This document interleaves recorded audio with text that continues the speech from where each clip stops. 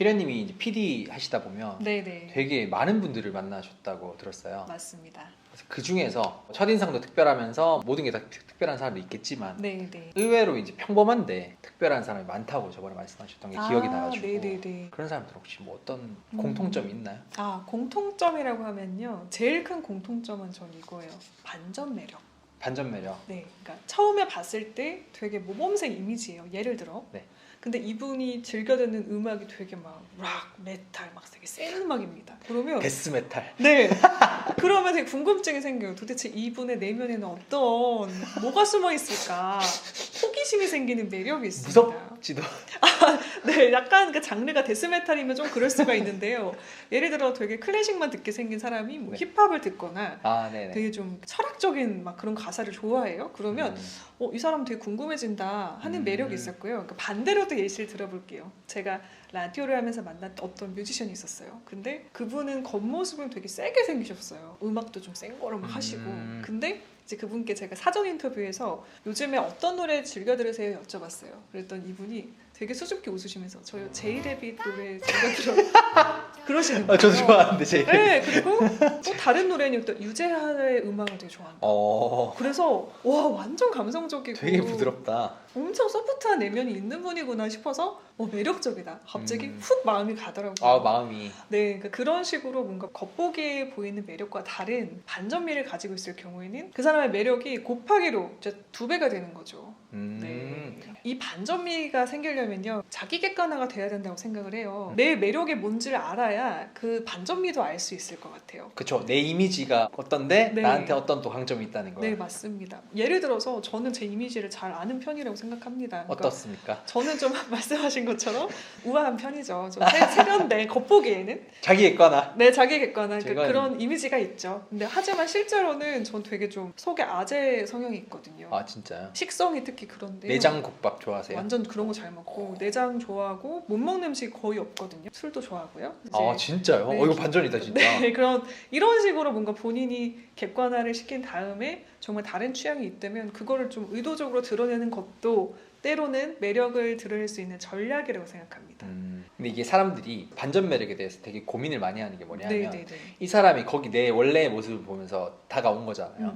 근데 실망하지 않을까? 그렇죠. 그러면 저는 이게 첫인상의 비율을 어느 정도 맞추면서 조절해야 된다고 생각합니다. 그러니까 180도 뒤집는 게 아니라 살짝만 드러내는 것만으로도 반전미가 생기는 거죠. 한 64도 정도. 네, 그 정도. 아. 네, 살짝 드러내는 거. 처음에 내가 예를 들어 좀 우아한 스타일을 어필을 했어요. 근데 갑자기 반전미를 보여주고 싶답시고 완전 안 어울리는 옷을 180도 바꿔서 입고 나오는 거죠. 옛날에 그런 경우 있었어요. 제가 옛날에 잠깐 만났던 여자가 얼굴이 되게 세련되게 생겼었어요. 네네네. 되게 화려하게 생겼는데 두 번째 만날 때 갑자기 스냅백을 이렇게 하고 되게 약간 헤드폰까지 끼고 이렇게 뭔가 다른 스타일 보여주고 싶었나 봐요. 근데 저도 되게 여기 깼던 기억이 나. 그쵸. 그러니까 처음에 이미지가 너무 각인이 되어 있는데 너무 다르면 또 그것도 반감이 될 수 있겠네요. 그쵸. 사실 그래서 전 중요한 게 자기 객관화라고 생각합니다. 그러니까 내가 다 잘 어울리면 180도 바꿔도 괜찮으면 괜찮아요. 근데 이게 좀 애매하면 너무 휙휙 바뀌지는 않는 것이 더 좋겠죠. 맨투맨 입으세요? 입어요. 입으세요? 네네, 맨투맨 입습니다. 후드는요? 후드도 입습니다. 진짜요? 네, 제 컨텐츠 중에 초창기에는 막 후드 입고 찍은 것도 있어요. 맞다. 네네네. 그래서 저는 뭐 캐주얼도 나쁘지 않거든요. 네. 근데 예를 들어 말씀하신 것처럼 지나치게 막 레게 머리를 한다거나 이거는 진짜 안 어울리죠. 그렇죠. 이런 식으로 뭔가 본인의 객관적인 이미지나 느낌을 파악하시는 것도 방법이 될 듯합니다. 이렇게 얘기하다 보니까 네네. 그러니까 꼭 그 반전에 너무 집중하지 말고 다른 매력을 더 보여주는 게 더 중요하다고 생각이 드네요. 맞아요. 사실 반전이라는 것도 보는 사람 입장에서의 시각이죠. 그렇죠. 네, 그러니까 받아들이는 사람 입장에서 반전이지만 내 입장에서는 그냥 매력의 다각화라고도 볼 수 있을 듯합니다. 맞네요. 보는 사람이 그걸 반전으로 느끼면 반전인 거죠. 네. 두 번째는요, 센스 있고 눈치가 빠른 사람이에요. 예를 들어서 어떤 상황이 난 너무 불편해요. 근데 그 중에 한 분이 이 불편한 상황을 편하게 만들어주는 거예요. 그러면 갑자기 되게 매력이 커지는 거죠. 별거 없었는데도? 별거 없었는데도 이 사람이 되게 편안하게 나의 불편한 거를 눈치 빠르게 인지를 하고 그거에 맞게 대응을 하는 그 센스 있는 모습에서 평범해 보였는데 되게 이 사람 사력 있구나. 약간 사회적 지능이라고 하잖아요. 네, 맞습니다. 그것도 사실 저는 모두가 갖추고 있다고 생각하진 않거든요. 샤이니의 키 그분이 딱 그 느낌인 것 완전 팬이에요. 진짜요? 저 만난 적 있잖아요. 아 진짜요? 네, M사에서 라디오를 만들 때 뵌 적이 있어요. 네. PD랑 아티스트 입장에서 뵀어요. 네. 근데 PD 입장에서 가장 듣기 좋은 말이 뭘까요? 진짜 모르겠다 이거. 그러니까 PD는 네. 프로그램이 자식과도 같습니다. 네. 그래서 내 프로그램을 진정성 있게 들어주고 아티스트가 그거에 대해서 진정 어린 코멘트를 해주면 그렇게 감사하고 좋거든요. 우리 자식을 칭찬해주는 거니까요. 그쵸. 근데 그 키 씨가 그런 얘기를 촬영을 다 마치고 하시더라고요. 오. 컨텐츠가 너무 좋고 자기 너무 즐거웠는데 이거 혹시 라이브로 생방송으로도 안 돼요? 그럼 더 잘 될 것 같은데 정말 그냥 흘려보내는 예의상의 말이 아니라 되게 진지하게 조언까지. 진정성 있는 코멘트와 조언을 해주셨어요. 근데 제가 거기에 되게 감동을 했습니다. 많은 분들을 만났고 다 좋은 말씀 해주셨지만 이렇게 뭔가 본인의 정말 인사이트를 담아서 얘기를 해주시니까 그게 더 다르게 들리더라고요. 그래서 그런 식으로 뭔가 말 한마디를 해도 이 사람의 입장에서 어떤 말이 정말 좋을까 그분이 의도하신 건 아닐 수도 있지만 그쵸. 듣는 사람 입장에서는 되게 감사한 말이었고요. 또 아티스트 얘기 하나 들면은 다비치를 네. 만난 적이 있는데 네. 이제 그분들이 제가 PD 시절에 마이크로 제가 무슨 멘트를 한 적이 있으면 연출을 네. 하려고 근데 그분들이 이어폰을 끼고 계셨어요. 네. 근데 갑자기 두 분이 이어폰을 탁 던지시면서 저를 보더니 PD님 목소리가 왜 이렇게 좋아요? 이러시는 거예요. 네. 근데 사실 이분들은 평범한 분들 다 아닙니다. 예시는. 근데 네. 이제 제가 드리는 예시는 뭐냐면요. 그러니까 그만큼 상대의 입장에서 듣기 좋은 칭찬이나 코멘트를 하시는 센스를 이야기하고 싶은 거예요. 그게 센스죠. 네, 그래서 저는 어쨌든 목소리라든지 멘트는 제가 M사에서 일을 하기 전에 트레이닝을 했던 부분이기 때문에 그거를 알아주신 게 감사하더라고요. 그러니까 제 노력을 그 노래를 잘하고 목소리가 좋은 두 분이 알아봐 주시고 칭찬을 한 게 이후에도 제가 히든 채널을 할 수 있는 동력이 됐습니다. 아직도 되게 고마운 아티스트들이에요.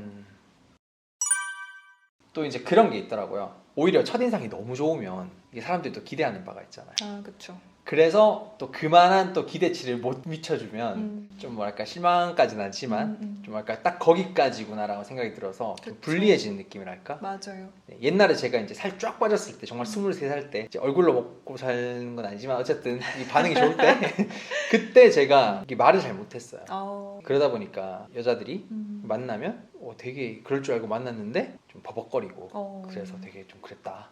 오히려 그게 마이너스 요소가 돼서 저는 많이 한계를 느꼈는데 오히려 반대로 되게 평범하게 생겼는데 오히려 그러니까 기대치가 없어. 그쵸. 점점 갈수록 이게 계속 맞아. 상승을 해주니까 맞아요. 어디까지 더 괜찮아질까라는 기대를 하게 되더라고요. 맞습니다. 그래서 그분이 그 형이었는데 그 형이 저보다 더 이제 괜찮은 여자를 계속 만났었던 그래서 되게 제가 부러워했었던 네. 그런 기억이 나요. 맞아요. 저도 말씀 들으니까 이제 그런 생각이 늘 들었거든요. 그러니까 외모가 타고나기를 좋고 빛나는 사람들은 사실 노력을 하지 않아도 많은 사람들이 이미 붙습니다.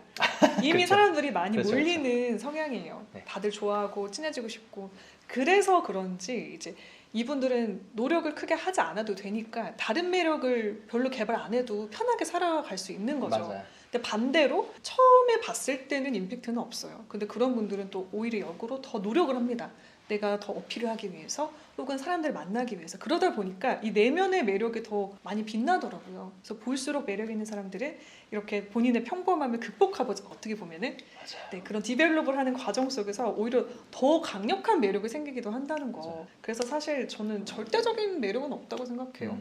그래서 개인적인 선호도를 굳이 말하자면 저는 첫인상보다는 볼수록 매력 있는 그런 진국인 사람들을 늘 더 좋아하는 편입니다. 실제로 심리학에서도 후광 효과가 맞아요. 있는 반면에 그거보다 더 센 게 빈발 효과라고 하잖아요. 맞아요. 네. 자주 노출되고 네. 맞습니다. 두 번째 인상이 더 반전일 때 더 네. 호감대가 훨씬 올라간다. 맞아요. 그래서 만약에 이거 보시는 분들도 내가 좀 평범한 인상이다 하시더라도 전혀 걱정하실 필요 없습니다. 저는 진짜 보면서 느꼈는데 네. 뭐 요즘에 막 트렌드인가 모르겠는데 뭐 잘생기지 않아서 그렇다 뭐 예쁘지 않아서 그렇다 뭐 이런 얘기 되게 많은데 그것 때문에 일단 연애 못하는 건 말이 안 돼요. 그렇죠. 물론 뭐 내가 뭐 조건이라는 게 있잖아요. 매력적 조건. 이게 너무 차이가 많이 나는 네. 너무 위해를 하면은 그런 것들이 마이너스가 될 수 있지만 네네. 내 주변에 만날 수 있는 사람들 중에 그런 범위에서 내가 만나려면 정말 그건 문제가 되지 않는다. 그렇죠. 결국에는 내가 외모가 별로더라도 스타일링만 잘하면 되는 부분도 있고 또 다른 매력을 어필할 수 있는 것도 있으니까요. 결국에는 이 말 싫어하지만 나한테 달렸다